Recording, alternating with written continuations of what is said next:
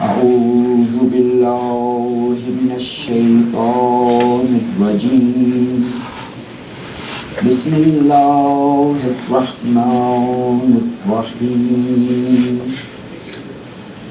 الحمد للہ رب العالمین والصلاة والسلام علی سید الانبیاء والمرسلین وخاتم النبیین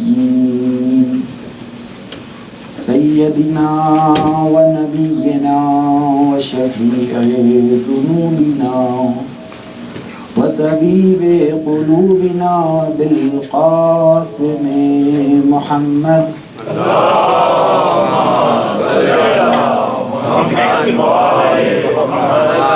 وآلہ الطیبین الطاہرین الغر الميامين المعصومين من يومنا هذا إلى يوم الدين أما بعد فقد قال الله تبارك وتعالى في كتابه المجيد وخطابه المتين وهو أصدق القائلين وقوله الحق بسم الله الرحمن الرحيم إن الشيطان للإنسان عدو مبين صلوات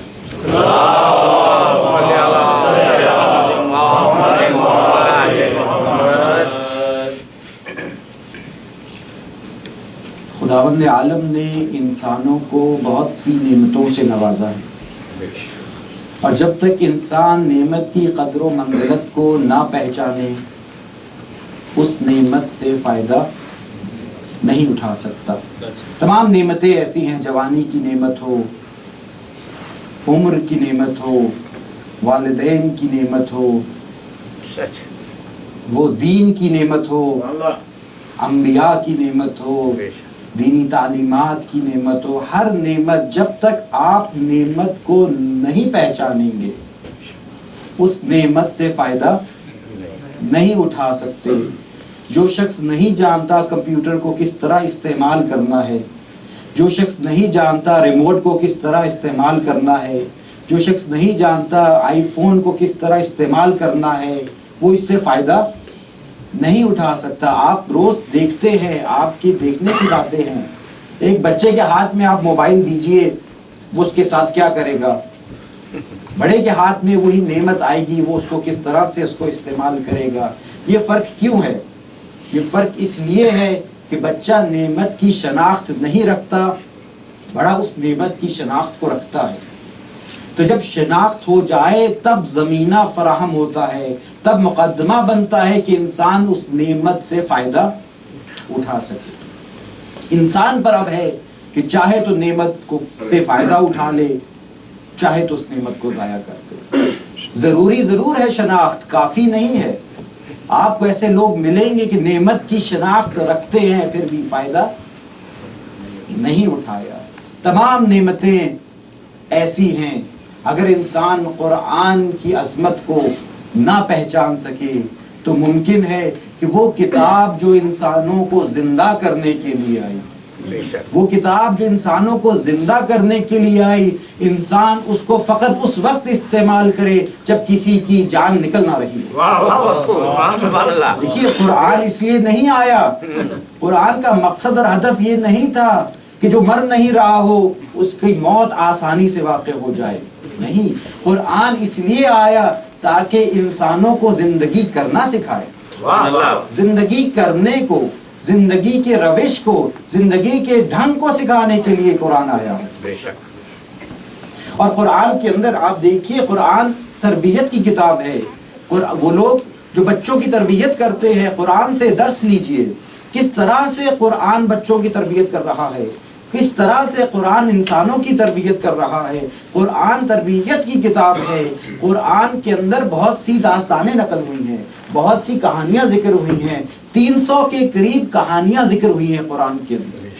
آخر قرآن میں کہانیوں کو ذکر کرنے کی کیا ضرورت ہے؟ سبحان اللہ سبحان اللہ. کیوں قرآنی کہانیاں اور قصے بیان ہو رہے ہیں؟ اس کا کیا فلسفہ ہے؟ کہانیاں تو ہم لوگ بھی سناتے ہیں, بچوں کو مائیں رات کو سلانے کے لیے کہانیاں سنا رہی ہوتی ہیں. بیڈ ٹائم سٹوریز کی کتنی کتابیں مل جائیں گی. قرآن بھی کہانی سنا رہا ہے, ہم بھی بچوں کو کہانی سنا رہے ہیں. آخر کیا فرق ہے ہماری کہانیوں میں اور قرآن کی کہانیوں میں؟ کیا فرق ہے؟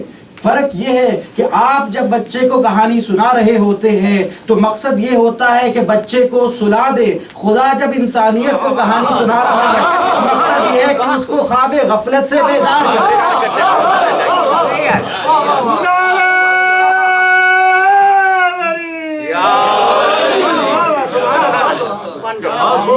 قرآن کی داستانیں انسانیت کو بیدار کرنے کے لیے, سلانے کے لیے نہیں ہے کہ انسان ان کہانیوں کو سن کر. اور عوام کی اکثریت کے لیے کہانیاں اثر انداز ہیں, تاثیر ان کی زیادہ ہے انسانوں کے لیے, اکثریت کے لیے. اس لیے آپ دیکھیں گے قرآن کے اندر بہت سی داستانیں نقل ہوئی ہیں. ان داستانوں کو قرآن کس طرح بیان کر رہا ہے, اس ہدف کو, اس کو سمجھ کر انسان اپنے بچوں کی تربیت میں ان طریقوں کو استعمال کر سکتا ہے. قرآن رات کے وقت بچوں کو سلانے کے لیے ضروری نہیں کہ وہ کہانیاں استعمال کرے جو انسانیت کو سلانے کے لیے ہوں, ان کہانیوں کو استعمال کرے جو انسانیت کو بیدار کرنے جو انسانیت کو بیدار کرنے کے لیے ہوں. تو قرآن کی اگر قدر و منزلت نہ پہچانی تو قرآن سے فائدہ نہیں اٹھا سکتی. وہ قرآن, وہ کتاب جو انسانیت کو بیدار کرنے کے لیے تھی. کہیں ایسا نہ ہو کہ صرف اس لیے استعمال ہو. دیکھیے اس سے یہ مطلب نہ سمجھیے کہ مردے کے یا مرنے والے کے سرحانے قرآن نہ پڑھا جائے. نہیں, میں یہ نہیں کہہ رہا, میں یہ نہیں کہہ رہا. وہ بھی ضروری ہے. یہ قرآن کی برکتوں میں سے ایک برکت ہے کہ اگر جان نہیں نکل رہی تو قرآن پڑھا جائے گا. اس کی برکت سے اس کی زندگی, اس کی روح آسانی سے اس دنیا سے اس دنیا میں منتقل ہو جائے گی. یہ قرآن کی برکت ضرور ہے, لیکن قرآن کا مقصد اور ہدف یہ نہیں تھا. قرآن کا مقصد اور ہدف انسانیت کو بیدار کرنا تھا. وہ دین جو نازل ہوا, جس کے لیے انبیاء نے اتنی قربانیاں دی, جس کے لیے ائمہ نے اتنی قربانیاں دی, وہ کس لیے آیا تھا؟ وہ انسانیت کی زندگی اور آخرت دونوں کو سنوارنے آیا. دیکھیں یہ غلط فہمی نہ ہو میرے نوجوان دوستوں کو, میرے بھائیوں کو, کہ دین کا مطلب یہ, اسلام کا مطلب یہ کہ دنیا میں ذلت کی زندگی, آخرت میں کامیابی ہی کامیابی. نہیں, دین آپ کی آخرت سنوارنے ضرور آیا ہے, ساتھ ساتھ آپ کی دنیا کو بھی سنوار رہا ہے. دین اس لیے نہیں آیا کہ آپ کی آخرت کی طرف توجہ کرے, نہیں, دین آپ کی دنیا اور آخرت دونوں کے لیے ہے. جو دین پر عمل کرے گا دنیا پہ بھی کامیابی ملے گی, آخرت میں بھی کامیابی. ایسا نہیں ہے کہ دنیا کو چھوڑ کر آخرت ملے گی, نہیں, دنیا کو قربان کرو گے تو آخرت ملے گی نہیں. انشاءاللہ اس موضوع پر بھی ہم گفتگو کریں گے کہ شیطان کس طرح سے انسان کو گمراہ کرتا ہے. انسان کو یہ القاء کرتا ہے کہ اگر آخرت چاہیے تو دنیا کو چھوڑنا پڑے گا. نہیں, یہ نظریہ درست نہیں ہے, یہ نظریہ غلط ہے. دین آپ کی دنیا اور آخرت دونوں کو سنوارنے آیا ہے. اگر اس دین کی قدر و منزلت کو نہ پہچانا تو دنیا میں بھی ذلیل ہوں گے, آخرت میں بھی رسوا. اگر اس دین پر عمل نہیں کیا تو اس دنیا میں بھی ذلت ہے, آخرت میں بھی ذلت ہے. ایک اہل کتاب کے بڑے عالم دین کا ایک مسلمان عالم دین کے ساتھ مناظرہ ہوا, مقابلہ ہوا. وہ اہل کتاب جس کے آج ایام بھی چل رہے ہیں آج کل, وہ کہنے لگا کہ جب سے دیکھ کہ ہم لوگ اس وقت دنیا کی قدرت ہمارے ہاتھوں میں ہے, دنیا کی کامیابی ہمارے ہاتھوں میں ہے, آپ لوگ ذلیل و خوار ہیں, ہماری کامیابی ہمارے دین کی حقانیت کی دلیل ہے, تمہاری پستی تمہارے دین کے بطلان کی دلیل ہے. اور ہمارے بہت سے نوجوان کے ذہنوں میں یہ سوال ہے کہ اگر دین اسلام دین حق ہے تو پھر مسلمان اس حالت میں کیوں ہے؟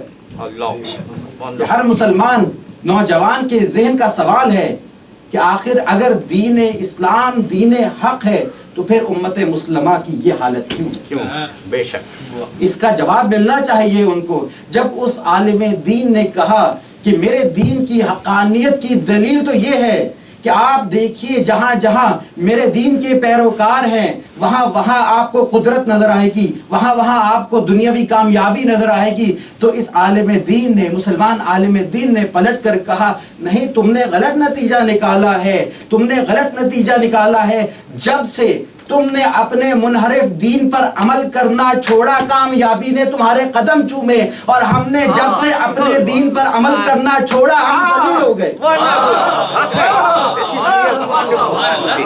جب تک ہم اپنے دین پر عمل کرتے رہے کامیابی ہمارے قدم چوم رہی تھی. جس دن سے اپنے دین پر عمل کرنا چھوڑا ہم ذلیل و خوار ہو گئے. اور تم لوگ جس دن تک اپنے دین پر عمل کرتے رہے, اس منحرف دین پر عمل کرتے رہے, کامیابی نہیں ملی. جس دن اپنے دین کو چھوڑا دنیاوی لحاظ سے کامیاب ہو گئے. تو میرے دین کی حقانیت کی دلیل یہی ہے کہ جب تک ہم عمل کرتے رہے کامیاب رہے, جب چھوڑ دیا ذلیل ہو گئے. برائے خوشنودی چہاردہ معصومین باواد بلند صلوات.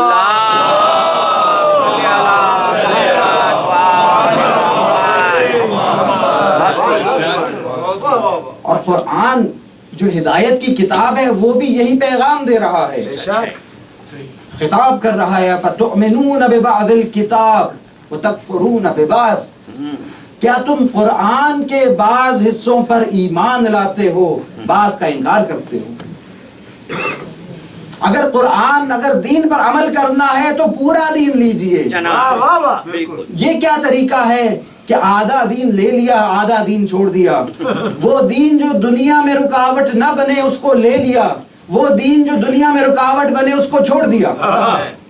امام فرماتے ہیں کیا تم نہیں دیکھتے اہل دنیا دین کا صرف وہ حصہ لیتے ہیں جس سے ان کی دنیا خراب نہ ہو, جس سے ان کی دنیا خراب نہ ہو. اے اہل آخرت, تم دنیا کا صرف اتنا حصہ لو جس سے تمہاری آخرت خراب نہ ہو.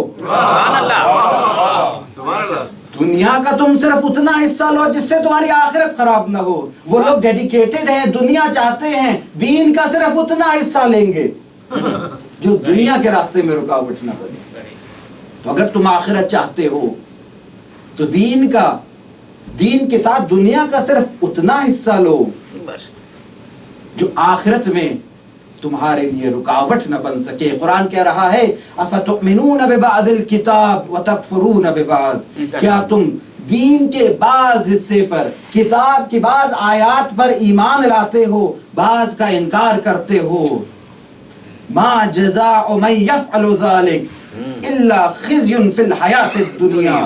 جو شخص ایسا کرے اس کی سزا کیا ہے؟ قرآن کہہ رہا ہے ما جزا, نہیں ہے جزا اس شخص کی جو یہ عمل کرے مگر یہ کہ خزی فی الحیات الدنیا, اس دنیا میں خاری ہے اور آخرت میں شدید ترین عذاب اس کا انتظار کر رہا ہے.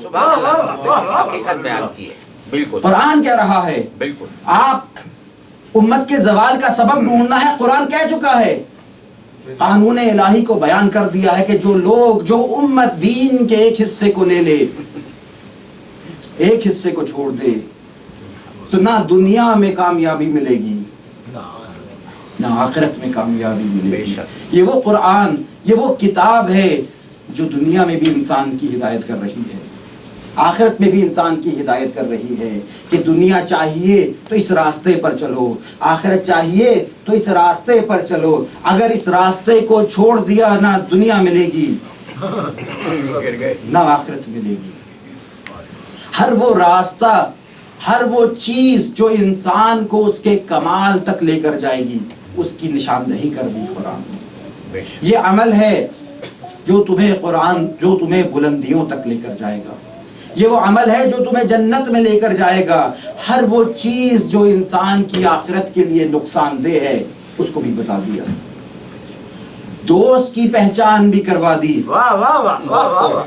دشمن کی پہچان بھی کروا دی. جب تک دوست کی پہچان نہیں آپ دوست سے فائدہ نہیں اٹھا سکتے.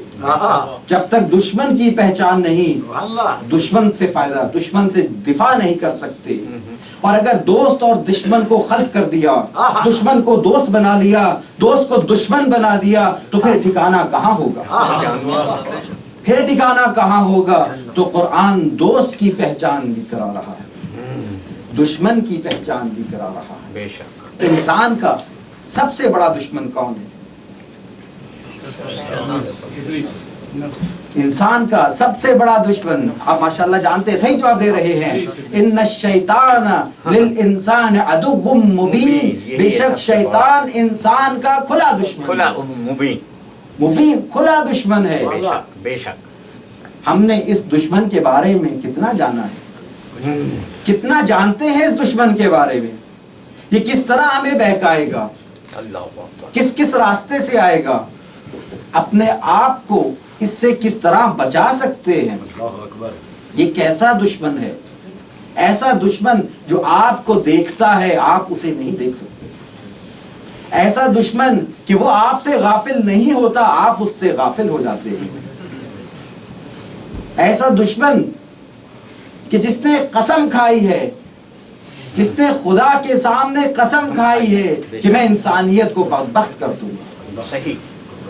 جانتا ہے کہ خود جہنم میں جا رہا ہے، کہا میں انسانیت کو بھی جہنم میں لے کر جاؤں گا. بے شک. ایسا دشمن جس نے قسم کھائی ہو، خدا کے مقابلے میں آ کے قسم کھائی ہو، کتنا بچ کے رہنا چاہیے ایسے دشمن سے، کتنا جاننا چاہیے ہمارے بارے میں. وہ کتنا جانتا ہے، کتنی لمبی عمر پائی ہے اس نے، کتنی لمبی عمر ہے اس کی.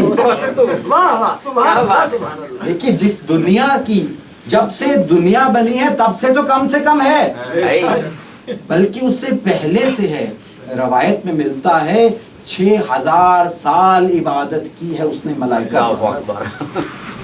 6000 سال ملائکہ کے ساتھ عبادت کی ہے.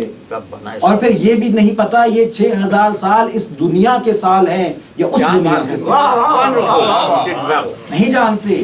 اتنی لمبی عبادت کرنے کے بعد درگاہ الہی سے نکالا گیا.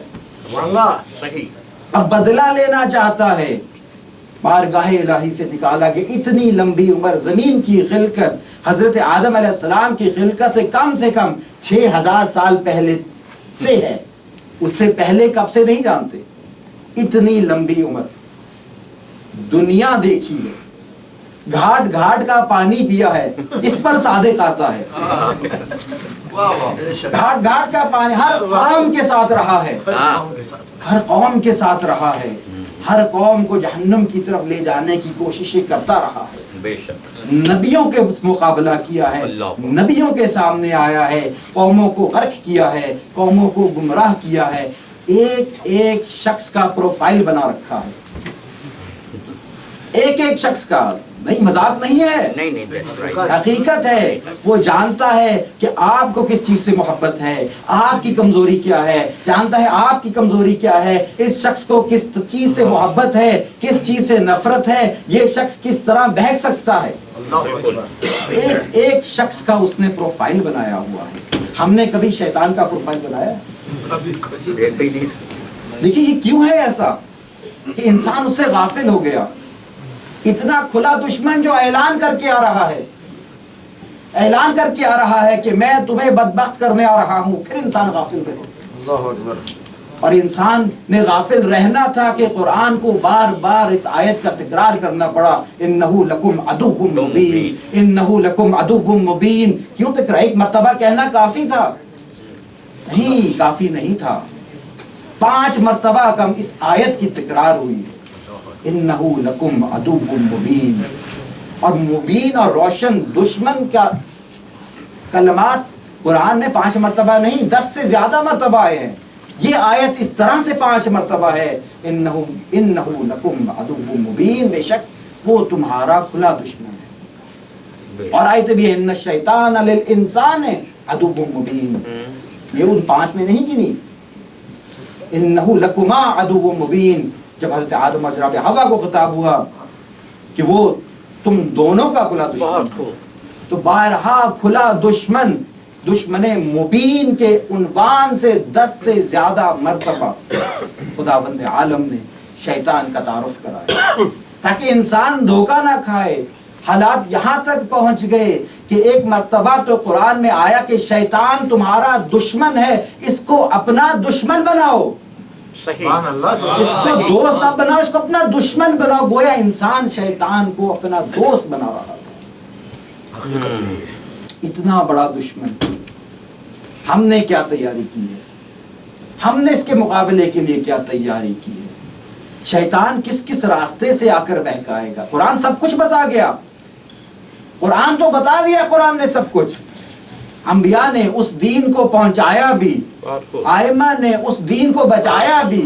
اب انسان ہی اگر اس کتاب کو نہ کھولے، نہ پڑھے، نہ سمجھے تو انبیاء کا آئمہ کا کیا قصور ہے؟ بے شک بے شک.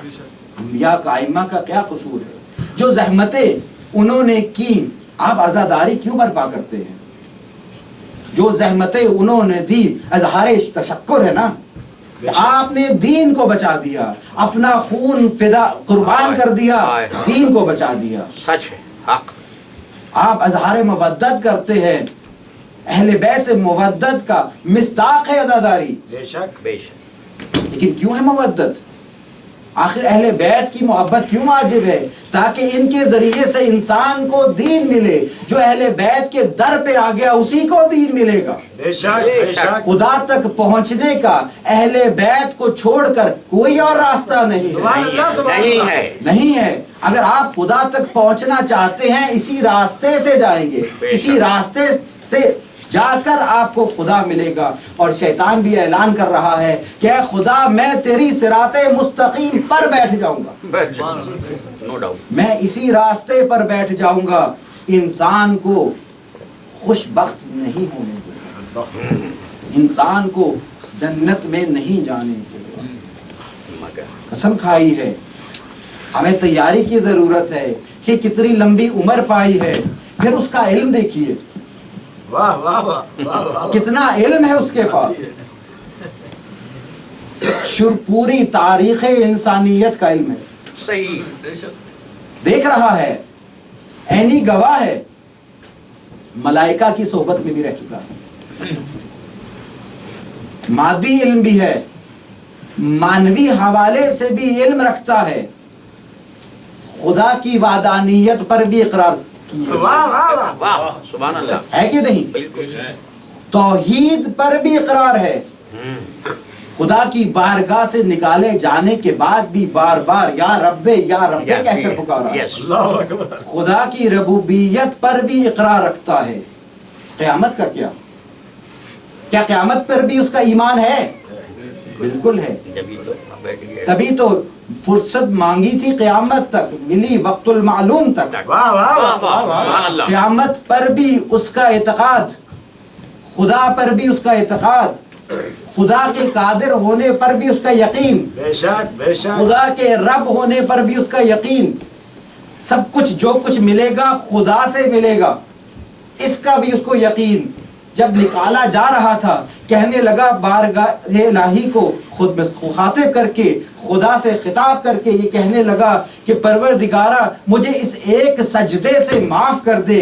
ایسی عبادت کروں گا، ایسی عبادت کروں گا اولین و آخرین میں کسی نے نہ کی ہوگی. جواب آیا پھر بات تو تیری مانی گئی،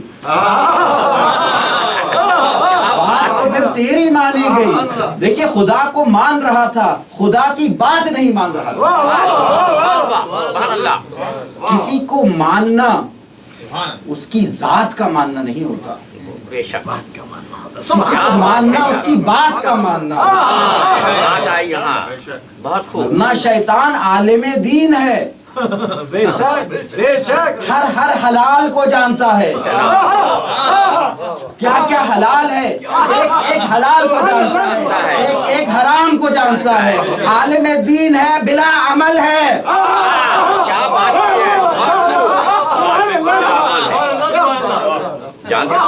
پر محمد محمد صلوات.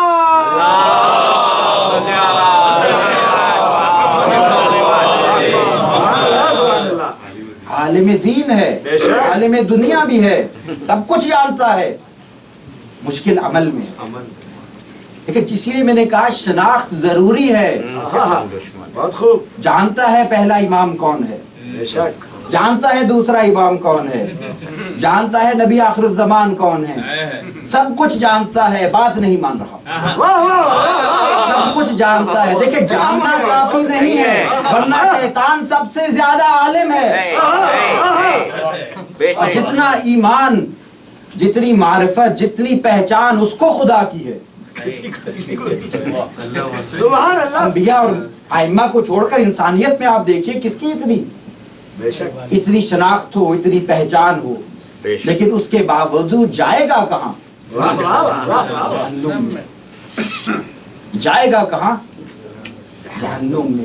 تو شناخت, علم, یہ پتہ چل جانا کہ پہلے امام کون ہے, یہ پتہ چل جانا دوسرے امام کون ہے, یہ پتہ چل جانا تیسرے امام کون ہے, ان 12 کے ناموں کا پتہ چل جانا, ان 12 کی سیرت سے آگاہ ہو جانا کافی نہیں ہے. بے شک بے شک. کیا بات کی ہے, کافی نہیں ہے. ایمان کس کو کہتے ہیں؟ ایمان جان لینے کو نہیں کہتے. ایمان جان لینے کے بعد ان کے لوازمات پر عمل کرنے کو کہتے ہیں. ساری قوم ہے جو اس شناخت کے لوازمات ہیں.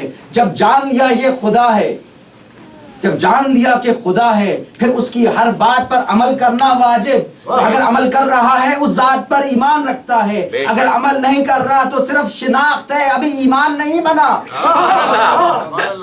بہت خوب. ابھی ایمان نہیں بنا. بے شک. کہیں شیطان انسان کو بھی اسی راستے سے گمراہ نہ کر دے. بے شک. یہی قرآن خود کہہ رہا ہے, میں نے کہا قرآن نے ان رازوں کو فاش کر دیا کہ شیطان کس راستے سے آ کے گمراہ کرے گا, کس راستے سے آئے گا. قرآن کی آیت ہے اعوذ باللہ من الشیطان الرجیم ثم لآتینہم من بین ایدیہم ومن خلفہم وعن ایمانہم وعن شمائلہم ثم لا تجد اکثرہم شاکرین. شیطان خدا کو دھمکی دے رہا ہے, کہہ رہا ہے بار الہ میں انسانیت کے آگے سے بھی آؤں گا, میں پیچھے سے بھی آؤں گا, میں دائیں طرف سے بھی آؤں گا, میں بائیں ہاتھ کی طرف سے بھی آؤں گا. اے خدا تو ان میں سے اکثریت کو شاکر نہ پائے گا. اللہ اکثریت کو لا تجد اکثرہم شاکرین, تو ان کی اکثریت کو شاکر نہ پائے گا. یہ سامنے سے آ کے بہکانے کا کیا مطلب؟ اللہ اکبر. قرآن نے تو کہہ دیا وہ سامنے سے بھی آئے گا, پیچھے سے بھی آئے گا, سیدھے ہاتھ کی طرف سے بھی آئے گا, الٹے ہاتھ کی طرف سے بھی آئے گا. اب کیسے پتا چلے سامنے سے کس طرح آئے گا؟ جب پتا ہی نہیں تو پھر دفاع کیسے کریں گے؟ جب پتا ہی نہیں سیدھے ہاتھ کے راستے سے کس طرح آئے گا, اب دفاع کیسے کریں گے؟ جب الٹے ہاتھ کی طرف سے آنے کا مطلب ہی نہیں پتا تو دفاع کیسے کریں گے؟ قرآن کی تفسیر چاہیے تو آنا پڑے گا اہل بیت کے دروازے پہ, وہی بتائیں گے آگے سے آنے کا کیا مطلب ہے, پیچھے سے آنے کا کیا مطلب ہے, سیدھے ہاتھ کی طرف سے آنے کا کیا مطلب ہے. ہم نے اگر آج تک اہل بیت کا گھر دروازہ نہیں چھوڑا تو اسی وجہ سے کہ ہمیں قرآن بھی مل رہا ہے, قرآن کی تفسیر بھی مل رہی ہے. محمد آل محمد صلوات.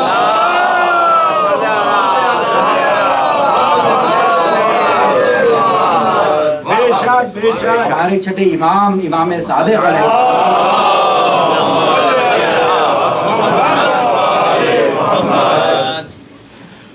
اس آیت کی تفسیر میں فرماتے ہیں کہ شیطان جو یہ کہہ رہا ہے کہ میں آگے سے آ کر بہکاؤں گا, اس کا مطلب یہ ہے کہ میں آخرت کو ان کی نگاہوں میں چھوٹا کر دوں گا, آخرت کو ان کی نگاہوں میں چھوٹا کر دوں گا.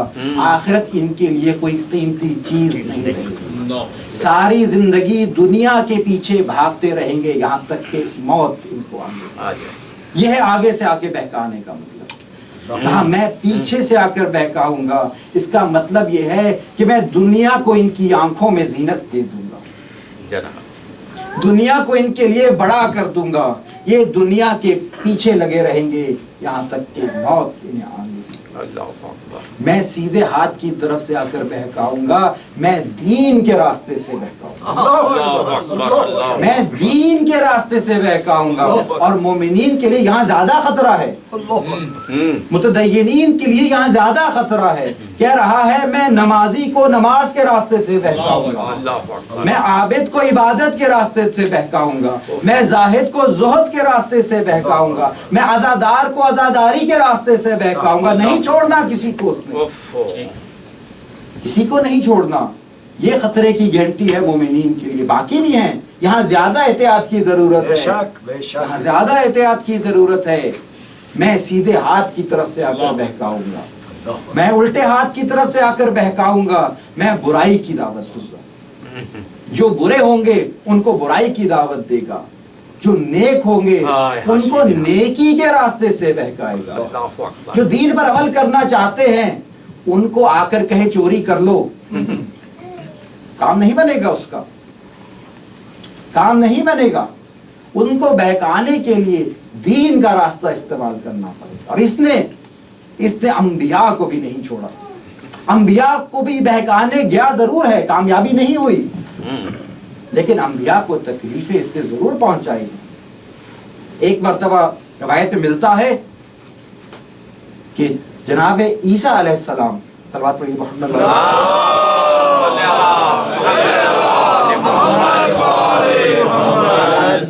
علیہ السلام، ان کے پاس گیا۔ وہ چل رہے تھے، ان کے سامنے مجسم ہوا، کہنے لگا کہ اے عیسیٰ، آپ کی ربوبیت اتنی بلند ہو گئی کہ آپ بغیر باپ کے پیدا ہوئے، اتنی بلند ہو گئی آپ کی ربوبیت کہ آپ بغیر باپ کے پیدا ہوئے۔ جناب عیسیٰ نے جواب دیا کہ بلند ہے وہ ذات جس نے مجھے بغیر باپ کے پیدا کیا، بلند ہے وہ ذات جس نے بغیر باپ کے مجھے پیدا کیا۔ اب اس نے دوسرا وار کیا، کہا آپ کی ربوبیت اتنی بلند ہو گئی کہ گہوارے میں آپ نے کلام کیا، کیا آپ نے گہوارے میں کلام کیا۔ جناب عیسیٰ نے جواب دیا کہ بلند ہے وہ ذات جس نے مجھے گہوارے میں بلوایا، چاہتا تو مجھے گونگا کر دیتا، اس نے مجھے بلوایا، میں نہیں ہے، انبیاء میں میں نہیں ہے۔ اسی میں کو مٹانے کے لیے انبیاء آئے تھے، سبحان اللہ۔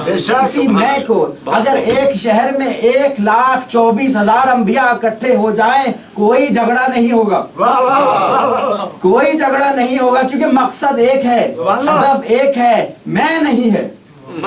یہ میں ہے جو بھائی کو بھائی سے لڑاتی ہے، جو قبیلے کو قبیلے سے لڑاتی ہے، خاندان کو خاندان سے لڑاتی ہے۔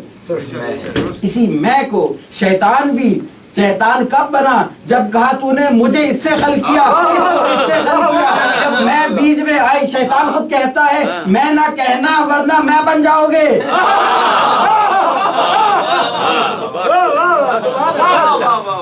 خلقتنی من نار وخلقتہ من طین، مجھے آگ سے خلق کیا، یہ جو میں آ گئی بڑا ہو گیا۔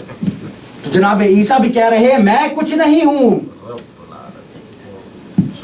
اگر مجھے بغیر باپ کے خلق کیا تو خدا نے خلق کیا، بے شک بے شک۔ اگر گہوارے میں بلوایا تو خدا نے بلوایا۔ کہا آپ کی ربوبیت اتنی بلند ہو گئی، اتنی بلند ہو گئی کہ آپ پرندے کو بناتے ہیں مٹی سے، اس میں پھونکتے ہیں، اس میں جان آ جاتی ہے۔ کہا بلند ہے وہ ذات جس نے مجھے بھی خلق کیا، اور ہر اس چیز کو جو میرے تحت اختیار ہے اس کو بھی اسی نے خلق کیا، اسی نے خلق کیا۔ پھر بڑھ کر ایک اور وار کیا، کہا آپ کی ربوبیت کا مرتبہ اتنا بلند ہو گیا کہ مریضوں کو شفا دیتے ہیں۔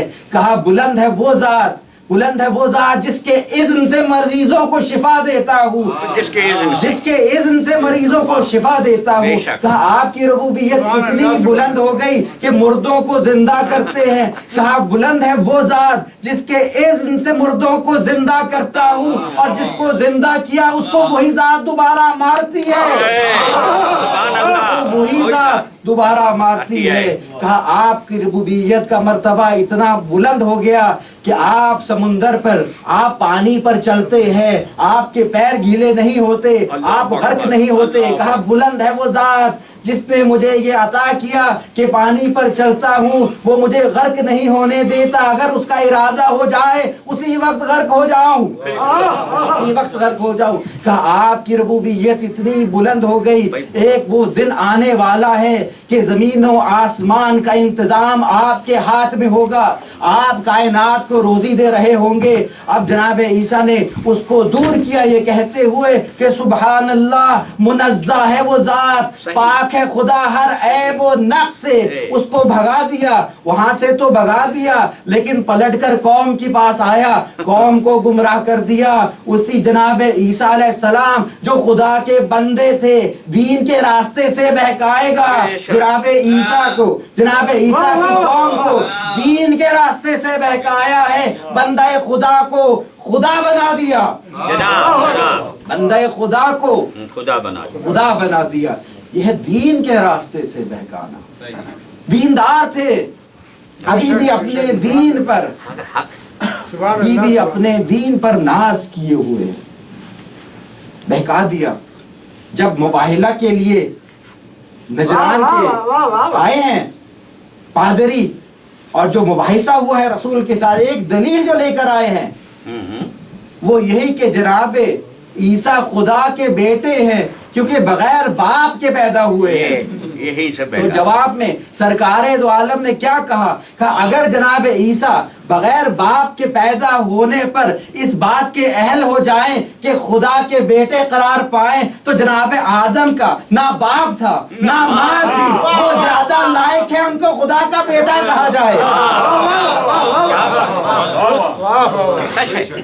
وہ زیادہ لائق ہے۔ یہ دین کے راستے سے آ کر بہکا، بالکل گمراہ کر دیا۔ پتہ سمجھ رہے ہیں دین پر عمل کر رہے ہیں۔ امام رضا علیہ السلام کے زمانے میں صلوات پڑھ لیجیے،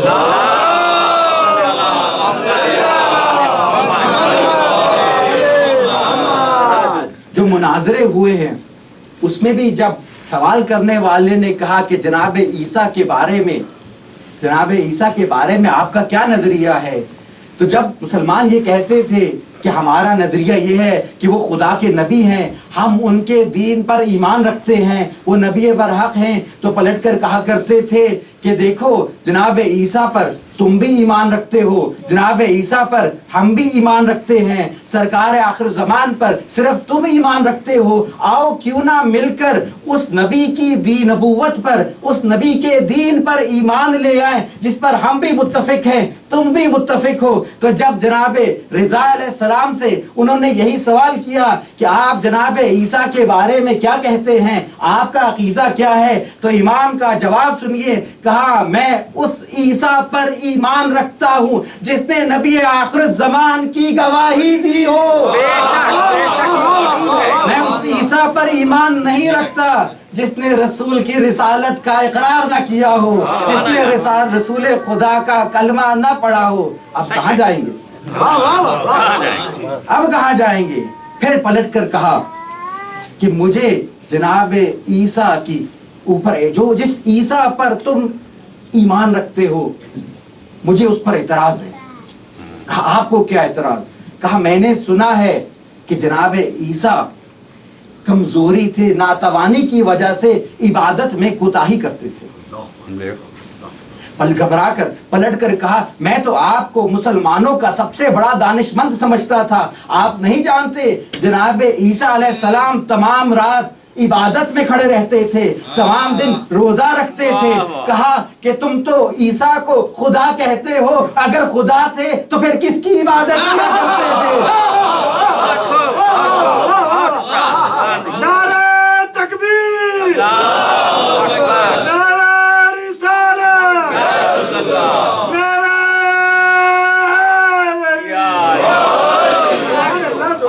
اگر خدا تھے پھر خدا کو کسی کی عبادت کرنے کی ضرورت نہیں، خدا وہ ہے جس کی عبادت کی جائے، جو خود عبادت کر رہا ہے وہ کیسے خدا ہو سکتا ہے؟ کیسے خدا ہو سکتا ہے؟ بے شک۔ تو شیطان نے قسم کھائی ہے ہر ایک کو گمراہ کرنا، ہر ایک کو بہکانا ہے۔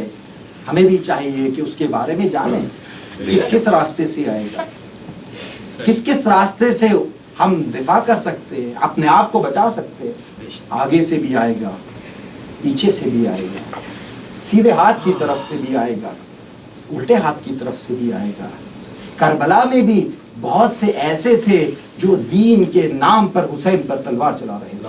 اللہ اکبر۔ امام فرماتے ہیں بہت دردناک تھا وہ منظر کہ ہاتھوں میں تلوار لیے ہوئے خدا کی خوشنودی کی خاطر حرم رسول کی طرف آ رہے تھے۔ خدا کی یہ شیطان دین کے راستے سے کر رہا تھا۔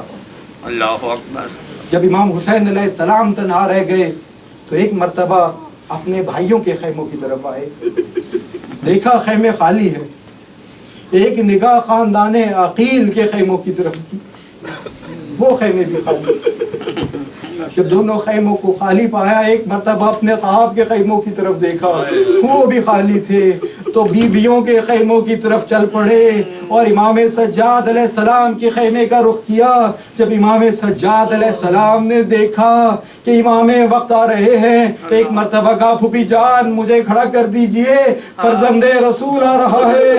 جناب سجاد، جناب ثانیہ زہرا نے اٹھانے کی کوشش کی لیکن مریضی نے اجازت نہیں دی، وہی بیٹھ جاتے ہیں سرہانے پہ تکیہ کیے ہوئے۔ امام آتے ہیں، سلام و دعا کے بعد ایک مرتبہ میرے چوتھے امام نے پوچھا بابا جان مع صنعت اليوم مع هؤلاء المنافقین، آج ان منافقین کے ساتھ آپ نے کیا کیا؟ آج ان منافقین کے ساتھ کیا کیا؟ میرے امام کا جواب سنیے، کہا شیطان ان پر غلبہ پا چکا ہے، شیطان نے ان کو فریب دے دیا ہے، شیطان نے ان کو گمراہ کر دیا ہے۔ آج ہماری اور ان کی فوجوں کے درمیان سخت جنگ ہوئی ہے اور کربلا کی سرزمین ہمارے اور ان کے خون سے رنگین ہو گئی۔ گفتگو ہو رہی تھی، خدا جانے میرے چوتھے امام نے یہ سوال کیوں پوچھا۔ ایک مرتبہ کہتے ہیں این امی العباس، میرے چچا عباس کہاں ہے؟ شاید جب بھی امام حسین آتے ہو جناب عباس ساتھ ہو، پوچھا میرے چچا عباس نظر نہیں آ رہے، میرے چچا عباس کہاں ہیں؟ ثانیہ زہرا کی آنکھوں میں آنسو آ گئے، امام حسین کے چہرے کی طرف دیکھنے لگی۔ ابھی تک امام حسین نے جناب عباس کی شہادت کی خبر بیٹے کو نہیں دی، شاید مریض ہے، شاید برداشت نہ کر سکے۔ دیکھ رہی ہیں کہ حسین کس طرح سے خبر پہنچاتے ہیں۔ ایک مرتبہ امام حسین نے کہا کہ بیٹا تمہارا چچا قتل کر دیا گیا، اس کے بازو نہر فرات پر پڑے ہیں۔ یہ سننا تھا کہ میرے چوتھے امام بے ہوش ہو جاتے ہیں، بے ہوش ہو جاتے ہیں۔ جب ہوش میں آئے ایک مرتبہ پوچھا بابا جان میرے باقی چچا کہاں ہیں؟ امام فرماتے ہیں سب شہید ہو گئے۔ کہا اینا اخی علی، میرا بھائی علی کہاں ہے؟ وہ حبیب کہاں ہے؟ وہ مسلم کہاں ہے؟ وہ زہیر کہاں ہے؟ امام نے کہا بیٹا جان لو خیموں میں مردوں میں یا میں رہ گیا ہوں یا تم رہ گئے ہو۔ ایک مرتبہ پھوپھی کو دیکھ کر کہا یا متا علیہ بالسیف والعصا، میری تلوار اور میرا عصا لا دیجئے۔ امام نے پوچھا ما تصنع بہما، اے بیٹا تم ان دونوں سے کیا کرو گے؟ کہا عصا کے سہارے سے، عصا سے سہارا لوں گا، تلوار سے فرزند رسول کا دفاع کروں گا، کیونکہ اس دنیا میں فرزند رسول کے بعد کوئی خیر نہیں ہے۔ میرے امام نے اپنے بیٹے کو گلے لگا لیا، کہا بیبیاں غریب ہو چکی ہیں، بیبیاں تنہا رہ چکی ہیں، تم میری پاکیزہ ذریت ہو، بچے یتیم ہو چکے ہیں، تم نے ان کو پرسہ دینا ہے، انہوں نے تمہیں پرسہ دینا ہے، تم نے ان کو پرسہ دینا ہے، انہوں نے تمہیں پرسہ دینا ہے۔ پھر ایک مرتبہ میرے چوتھے امام کا ہاتھ اٹھا کر بیویوں سے مخاطب ہو کر کہتے ہیں یا زینب یا ام کلثوم یا رقیہ یا سکینہ، میرے بعد امام وقت میرا یہ بیٹا ہے، اس کی اطاعت تم پر واجب۔ اس کے بعد امام سجاد حجاج کو کہا یا بنیا بلغ شیعتی انی سلام، میرے شیعوں کو میرا سلام پہنچا دینا، ان سے کہنا کہ میرا بابا عالم غربت میں شہید ہوا ہے، ان پر روئے، انہیں کہنا میرے بابا پر روئے۔ اس کے بعد دیکھیے 12 محرم کو میرے چوتھے امام نے امام کی وصیت کو کس طرح پورا کیا۔ جب شہداء کے جنازوں کو دفن کر دیا، ایک مرتبہ چوتھے امام اپنے بابا کا جنازہ قبر میں اترتے ہوئے قبیلہ بنی اسد والوں کو کہا تم چلے جاؤ، تم دور چلے جاؤ، اپنے بابا کو میں خود دفن کروں گا، میں خود دفن کروں گا۔ جب دفن کر دیا، قبر پہ ہاتھ سے کچھ لکھ رہے ہیں، قبیلہ بنی اسد والے قریب آ کر دیکھتے ہیں کہ کیا لکھ رہے ہیں۔ حسین یہ کلمات لکھ رہے تھے، ھذا قبر حسین ابن علی ابن ابی طالب الذی قتلوہ عطشانا، یہ حسین ابن علی کی قبر ہے جس کو پیاسا قتل کر دیا گیا۔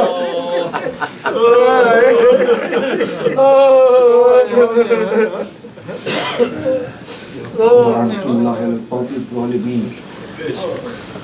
پروردگار مومنین کی اس عبادت کو اپنی بارگاہ میں قبول فرما۔ پروردگار مومنین و مومنات جو حاجات اپنے دلوں میں رکھتے ہیں، ان کی حاجات کو اپنی بارگاہ میں قبول فرما۔ پروردگارہ ہمیں علم حاصل میں خلوص نیت عطا فرما۔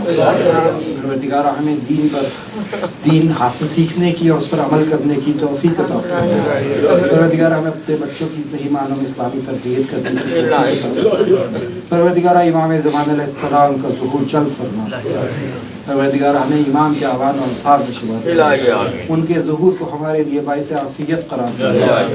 اپنے مرحومین کو ذہن میں جگہ دیتے ہیں رسول فاتحہ۔ بسم اللہ